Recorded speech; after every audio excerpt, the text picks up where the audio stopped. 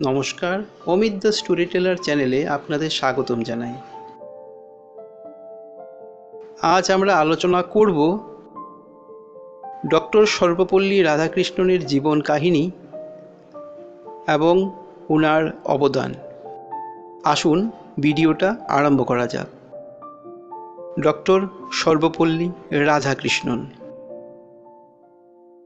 ভারতবাসী দেশের দ্বিতীয় রাষ্ট্রপতি ডক্টর সর্বপল্লী রাধাকৃষ্ণনের সম্মানে প্রতি বছর 5ই সেপ্টেম্বর শিক্ষক দিবস হিসাবে উদযাপন করে। তিনি 5ই সেপ্টেম্বর 1888 সালে ব্রিটিশ মাদ্রাজ প্রেসিডেন্সির তিরুত্তানিতে একটি দক্ষিণ ভারতীয় তেলুগু ভাষী ব্রাহ্মণ পরিবারে জন্মগ্রহণ করেন। তার বাবা সর্বপল্লী বীরস্বামী এবং তার মা সীতাম্মা প্রধানত অন্ধ্রপ্রদেশের সর্বেপল্লী গ্রামের বাসিন্দা এবং তার জন্মের 10 বছর আগে তিরুত্তানিতে চলে গিয়েছিলেন। রাধাকৃষ্ণন ছিলেন একজন বিশিষ্ট ব্যক্তিত্ব, একজন আদর্শবাদী, একজন দার্শনিক, শিক্ষক, লেখক এবং মহান চিন্তাবিদ। কূটনৈতিক কর্মজীবনের দায়িত্ব পালনের পর তিনি ভারতের রাষ্ট্রপতি হন। কোনো রাজনৈতিক দলে জড়িত ছিলেন না। রাধাকৃষ্ণনের বিশিষ্ট কর্মজীবনে তিনি প্রধান ভূমিকা পালন করেছিলেন একজন শিক্ষক হিসাবে।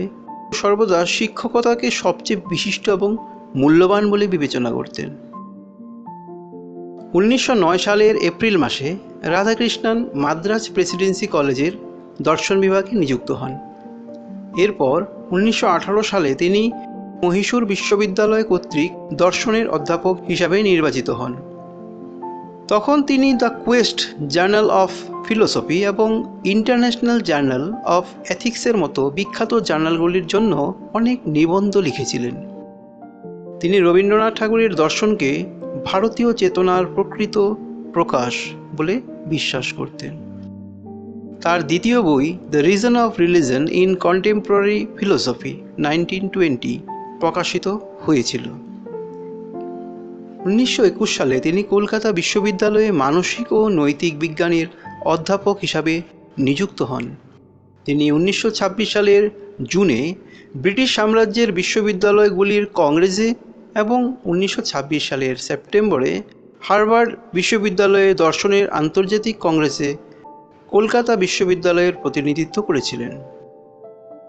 এই সময়ের মধ্যে আরেকটি গুরুত্বপূর্ণ একাডেমিক ঘটনা ছিল আদর্শের উপর হিভার্ট লেকচার দেওয়ার আমন্ত্রণ। জীবন সম্পর্কে যা তিনি 1929 সালে ম্যানচেস্টার কলেজ অক্সফোর্ডে প্রদান করেছিলেন তা পরবর্তীকালে an idealist view of life বই আকারে প্রকাশিত হয়েছিল। শিক্ষায় তার সেবার জন্য 1931 সালে জুন মাসে জর্জ ভি এর দ্বারা নাইট উপাধি লাভ করেন। তিনি ভারতের স্বাধীনতার পর নাইট উপাধি ব্যবহার করা বন্ধ করে দেন। এর পরিবর্তে একাডেমিক উপাধি ডক্টর এর ব্যবহার পছন্দ করতেন। 1936 সালে রাধাকৃষ্ণনকে অক্সফোর্ড বিশ্ববিদ্যালয়ের ইস্টার্ন রিলিজিয়ন অ্যান্ড এথিক্সের প্রফেসর হিসাবে নাম দেওয়া হয় এবং অল সোলস কলেজের ফেলো নির্বাচিত হন। একই বছর 1937-এ তিনি সাহিত্যে নোবেল পুরস্কারের জন্য মনোনীত হন। 1939 সালে পণ্ডিত মদনমোহন মালবিয়া তাকে বেনারস হিন্দু ইউনিভার্সিটির উপাচার্য হিসাবে আমন্ত্রণ জানান। তিনি 1948 সালের জানুয়ারি পর্যন্ত এর ভাইস চ্যান্সেলর হিসাবে দায়িত্ব পালন করেন। 1947 সালে ভারত স্বাধীন হলে রাধাকৃষ্ণন ইউনেস্কোতে ভারতের প্রতিনিধিত্ব করেন। 1949 থেকে 1952 সাল পর্যন্ত সোভিয়েত ইউনিয়নে ভারতের রাষ্ট্রদূত ছিলেন। তিনি ভারতের গণপরিষদেও নির্বাচিত হন। রাধাকৃষ্ণন 1952 সালে ভারতের প্রথম উপরাষ্ট্রপতি নির্বাচিত হন এবং ভারতের দ্বিতীয় রাষ্ট্রপতি হিসাবেও নির্বাচিত হন। 1962 থেকে 1967 সাল পর্যন্ত তার কার্যকাল ছিল।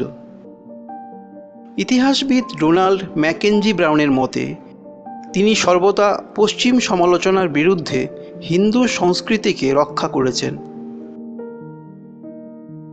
রাধাকৃষ্ণন যখন ভারতের রাষ্ট্রপতি হন তখন তার ছাত্ররা এবং বন্ধুরা অনুরোধ করেছিলেন তার জন্মদিন 5 সেপ্টেম্বর দিনটিকে উদযাপন করবে। তিনি উত্তর দিয়েছিলেন, আমার জন্মদিন উদযাপনের পরিবর্তে যদি 5 সেপ্টেম্বর শিক্ষক দিবস হিসাবে পালন করা হয় তবে আমি গর্ববোধ করব। এইভাবে তার জন্মদিনটি ভারতে শিক্ষক দিবস হিসাবে পালিত হচ্ছে। রাধাকৃষ্ণন একজন মহান শিক্ষক ছিলেন, যিনি কলেজে কাটানো সময়কালে ছাত্রদের সাথে একটি দৃঢ় সংযোগ গড়ে তুলেছিলেন। King College centenary volume 1951 S রাধাকৃষ্ণনের ছাত্র অধ্যাপক যমুনাচার্যের একটি রেকর্ড পাওয়া যায়।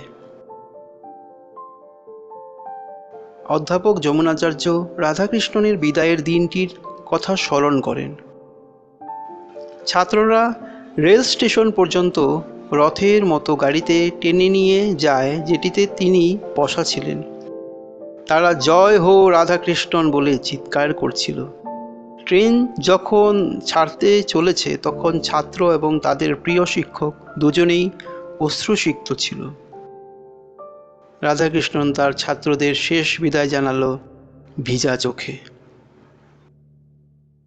রাধাকৃষ্ণন 1966 সালে জনজীবন থেকে অবসর গ্রহণ করেন। তিনি মাদ্রাসের নিজের তৈরি বাড়িতে তার জীবনের শেষ 8 বছর কাটিয়েছিলেন। রাধাকৃষ্ণন 1975 সালে 17 এপ্রিলে মারা যান।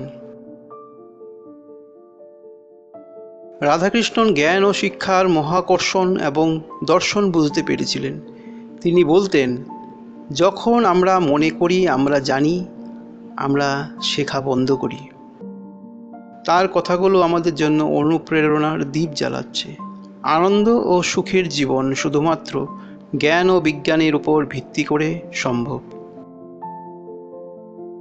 রাধাকৃষ্ণনকে তার জীবনে 1931 সালে নাইটহুড, 1954 সালে ভারতের সর্বোচ্চ বেসামরিক পুরস্কার ভারতরত্ন এবং 1963 সালে ব্রিটিশ রয়্যাল অর্ডার অফ মেরিটের সম্মানসূচক সদস্যপদ সহ বেশ কয়েকটি উচ্চ পুরস্কারে ভূষিত করা হয়েছিল। রাধাকৃষ্ণন বিশ্বাস করতেন যে শিক্ষকদের দেশের সেরা মন হওয়া উচিত। ভিডিওটি আজ এখানেই সমাপ্ত করলাম। অজান্তে হওয়া কোনো ভুল ত্রুটির জন্য ক্ষমা প্রার্থনা করছি। আপনাদের যদি এই ধরনের ভিডিও পছন্দ তবে অমিত দ্য স্টোরি টেলার চ্যানেলটিকে অবশ্যই সাবস্ক্রাইব করবেন এবং ভিডিওটিকে একটি লাইক করবেন। নমস্কার।